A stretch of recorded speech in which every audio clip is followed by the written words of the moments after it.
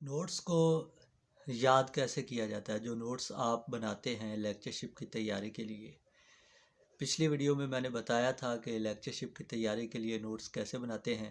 تو آج ہم بات کرتے ہیں کہ ان نوٹس کو جو آپ تیار کرتے ہیں ان کو یاد کیسے کرنا ہے۔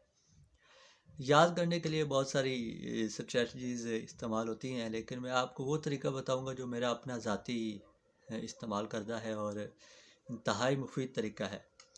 پہلا طریقہ یہ ہے کہ موضوع اور اس موضوع کے ریلیٹڈ جو کی پوائنٹس ہوتے ہیں یا اہم چیزیں ہوتی ہیں ان کو آپ ایک چارٹ کے اوپر یا آپ ایک کاغذ کے اوپر لکھیں۔ لکھنے کے بعد اس کو آپ کہیں چسپاں کر دیں، اور جب بھی آپ اپنے کمرے میں کہیں چسپاں کر دیں، جب بھی آپ اپنے کمرے میں آئیں تو آپ ایک نظر اس کو پڑھ لیں۔ وہ آپ کے سامنے دیوار پہ لگا ہوا ہے، اس کو آپ پڑھ لیں اور اس کو ریوائز کر لیں۔ اس کے بعد یہ ہے کہ جو آپ نے پڑھا ہے آنکھیں بند کر کے وہ اپنے مائنڈ میں ریوائز کریں کہ ٹاپک تھا، میں نے پڑھا تھا اردو کی ابتدا کے نظریات۔ پہلا نظریہ کس کا تھا؟ پہلا نظریہ میں نے پڑھا تھا میر امن کا۔ میر امن کا یہ نظریہ تھا۔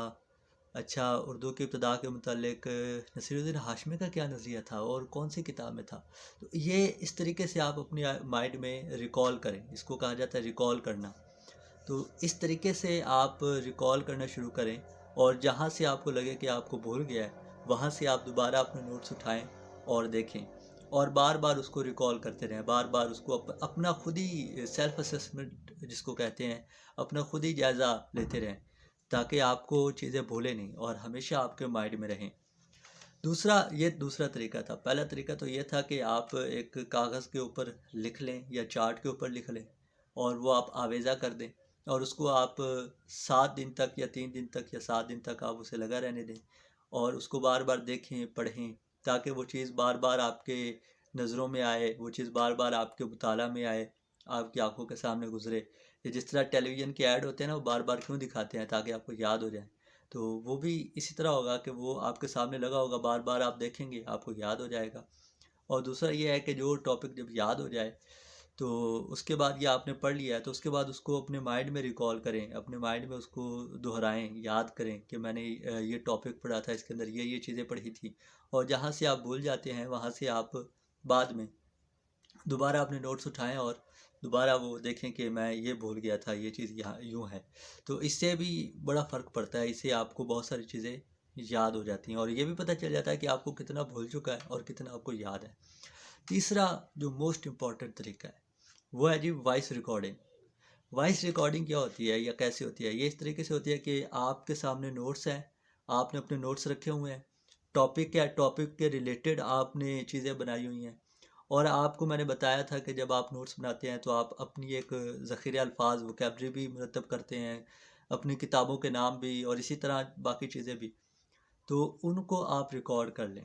اور ریکارڈ اس طریقے سے نہیں کرنا کہ سنتے ہی ہیڈ فون لگایا جائے تو سن کے نیند آنا شروع ہو جائے یا کوئی توجہ ہی نہ بنے، ایسے نہیں، بلکہ اس طریقے سے ریکارڈ کرنا ہے کہ گویا آپ کسی کو لیکچر دے رہے ہیں، آپ کسی کو پڑھا رہے ہیں، اس طریقے سے کہ آپ کسی کو سمجھا رہے ہیں، اس طریقے سے آپ نے ریکارڈ کرنا ہے۔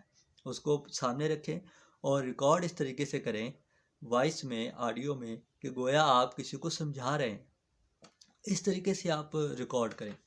جب آپ وہ لیکچر مکمل ریکارڈ کر لیتے ہیں اس کے بعد اب آپ نے وہ ریکارڈنگ رات کو سونے سے پہلے جب آپ میوزک سننے کے لیے ہیڈ فون لگاتے ہیں، میوزک سننے کے بجائے اپنی ہی آواز میں اپنا ہی لیکچر سنیں اور اس کو یاد کریں، سنتے بھی جائیں ساتھ ساتھ یاد بھی کرتے جائیں۔ آپ مارننگ واک پہ جاتے ہیں یا ایوننگ واک پہ جاتے ہیں تو ہیڈ فون لگا لیں اور اپنا ہی لیکچر جو ہے وہ سنیں۔ اور اگر آپ ٹریولنگ کر رہے ہیں، اگر تو خود ڈرائیو کر رہے ہیں تو بہتر ہے کہ ہیڈ فون نہ لگائیں، لیکن اگر کوئی اور ڈرائیو کر رہا ہے اور آپ جیسے کہ بس میں سوار ہیں یا بائک پہ کسی کے پیچھے بیٹھے ہوئے ہیں تو آپ ہیڈ فون لگا سکتے ہیں اور آپ اپنا ہی لیکچر جو ہے وہ سن سکتے ہیں، جو آپ نے خود ریکارڈ کیا ہوا ہے اس کو آپ سنیں، اور اس وقت تک سنیں جب تک کہ وہ آپ کو مکمل طور پہ یاد نہیں ہوتا۔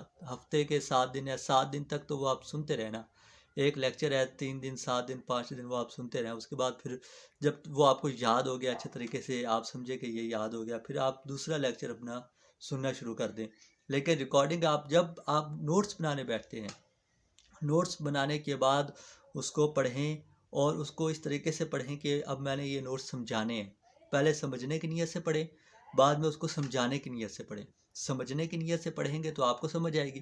پھر اگر آپ جب اس کو سمجھانے کی نیت سے پڑھیں گے تو چونکہ آپ لیکچرار بننے جا رہے ہیں، تو لیکچرار کا کام کیا ہے؟ سمجھانا، لیکچر دینا اس طریقے سے کہ مواد سامنے اور اس کو سمجھانا کیسے۔ تو آپ وہ ایک ٹیچنگ ٹیکنیک بھی سیکھتے ہیں کہ جی اس چیز کو میں نے سکھانا کیسے ہے۔ تو اب آپ سمجھانے کی نیت سے پڑھیں اور اس کو پھر ریکارڈ کر لیں، ساتھ ہی جب آپ نوٹ بناتے ہیں ساتھ ہی یہ کام بھی شروع کر لیں۔ تو اس طریقے سے آپ کی تیاری بہت اچھی ہوگی، اس طریقے سے آپ کو چیزیں یاد ہو جائیں گی۔ اسی طرح تاریخ پیدائش کا ایک بڑا مسئلہ ہوتا ہے، تاریخ پیدائش اور تاریخ وفات۔ تو وہی بات ہے کہ اس کا طریقہ یہ ہے کہ اگر آپ وائس میں ریکارڈ کر لیں، 3 4 یا 5 یا 10 جو شعراء ہیں ان کی تاریخ پیدائشی اور تاریخ وفات، تو ان کو بار بار سنتے رہیں تو وہ آپ کو نہیں بولیں گے، وہ انشاءاللہ آپ کے دماغ میں ہوں گی۔ اور شاعروں کی عمریں یاد کریں، ان کی تاریخ پیدائش اور عمر یاد کر لیں۔ اس سے کیا فائدہ ہوگا؟ جب آپ عمر یاد کر لیتے ہیں تو اور تاریخ پیدائش یاد کر لیتے ہیں تو آپ کو تاریخ وفات یاد کرنے کی ضرورت نہیں پڑتی۔ جب آپ یہ یاد کر لیتے ہیں کہ فلاں شاعر جو ہے وہ فلاں سن میں پیدا ہوا اور اس کی اتنی عمر ہے، تو آپ تاریخ وفات یاد نہ بھی کریں تو آپ کو چونکہ عمر معلوم ہوتی ہے تو آپ اس عمر سے آپ تاریخ وفات خود بھی نکال سکتے ہیں، کاؤنٹ کر سکتے ہیں۔ تو یہ بھی ایک بہترین طریقہ ہوتا ہے تاریخ پیدائش کو یاد کرنے کا۔ تو بہرحال یہ ہے یاد کرنے کے طریقے، آسان ترین طریقے ہیں جو جس سے ہم یاد کر سکتے ہیں اور جو ہمارے لیے مفید ہیں۔ تو ان طریقوں کو آزمائیں، ان طریقوں سے چیزیں یاد کریں، اور اس وقت تک یاد کرنے کے بعد اپنے امتحان لازمی لیا کریں، اپنا جائزہ لازمی کیا کریں کہ آپ کو کتنا یاد ہو گیا، کتنا رہ گیا ہے یا کتنا بھول گیا ہے۔ جو رہ گیا ہے یا جو بھول گیا ہے اس کو پھر دوبارہ ریوائز کریں، اور اپنا ٹیسٹ بار بار لیں، بار بار اپنا ٹیسٹ لیتے رہیں تا وقت کہ وہ چیز آپ کو مکمل طور پر یاد نہ ہو جائے۔ اس وقت تک آپ بار بار اپنا ٹیسٹ لیتے رہیں۔